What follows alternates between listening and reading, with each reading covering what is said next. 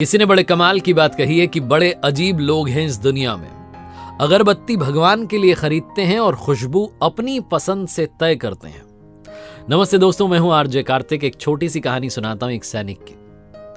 एक सैनिक जिसको दूसरे देश जाना पड़ा युद्ध के लिए, और जब वो दूसरे देश में था तो उसकी खबर घर तक पहुंच नहीं रही थी।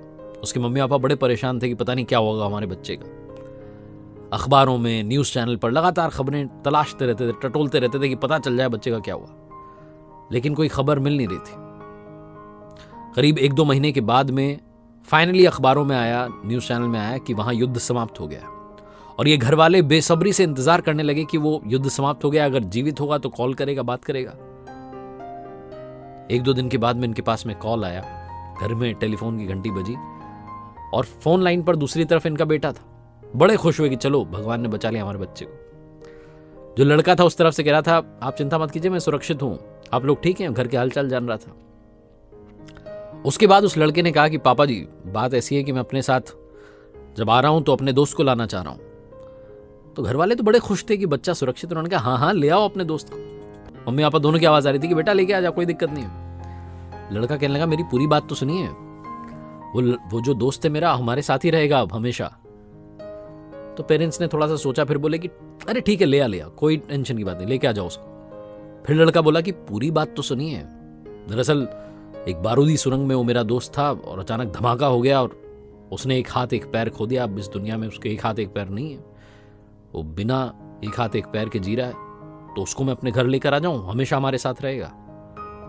जो पेरेंट्स थे, जो बच्चे से बात कर रहे थे मम्मी पापा, उनकी आवाज अचानक बदल गई। चिंता उनकी आवाज में आ गई। कहने लगे बेटा क्यों लेके आ रहे हो उसको, वो कहाँ हमारे साथ रहेगा, उसको अपने हाल पे छोड़ दो ना, भगवान सब संभाल लेगा, तुम चिंता क्यों कर रहे हो, उसको छोड़ दो, कभी कुछ रहेगा हम मदद भेज देंगे, उसको छोड़कर आ जाओ। जो लड़का था वो कहने लगा कि क्या हुआ, आप अचानक ऐसे क्यों कह रहे हैं। तो उसके पेरेंट्स इधर से कहने लगे कि बेटा वो बोझ बन के रहेगा, कहाँ उसका ध्यान रखेंगे, इतना सब नहीं हो पाएगा। लड़के ने उधर से कहा ठीक है, और कॉल डिस्कनेक्ट कर दी। 40-50 दिन तक ये लोग यहां वेट करते रहे कि बच्चा आएगा, घर पर कह रहा था आएगा, आया नहीं। 40-50 दिन बाद इनके घर पर कॉल आया और इन्हें बुलावा आया कि आप आ जाइए उस दूसरे देश में जहां युद्ध हो रहा था, कि आ जाइए, आपके बच्चे की लाश मिली है।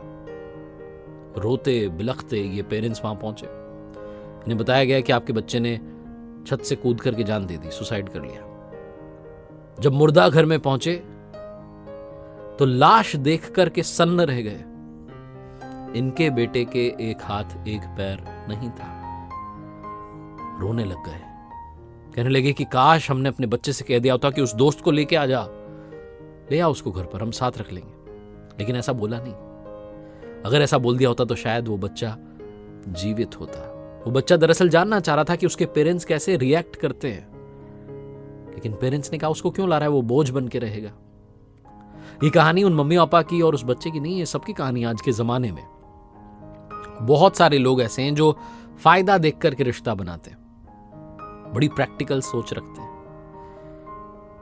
उन्हें लगता है कि बोझ होगा, क्या करेंगे, रिश्तों में फायदा ढूंढते हैं, अपने हिसाब से रिश्ते बनाना चाहते हैं। जहां कोई कमी हुई उसको दूर कर देते हैं। कमी हर इंसान में है। कमियां ढूंढने लगेंगे तो शायद प्यार नहीं कर पाएंगे।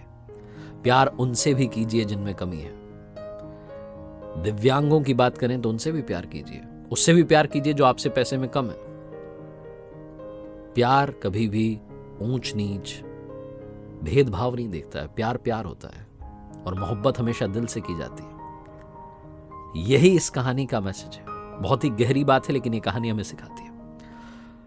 एक बार फिर से कहना चाहता हूं, जो अक्सर आपसे कहता हूं, कर दिखाओ कुछ ऐसा कि दुनिया करना चाहे आपके जैसा। याद रखिए, हर सोमवार सुबह 9:30 बजे मेरे साथ देखिए एक नई कहानी।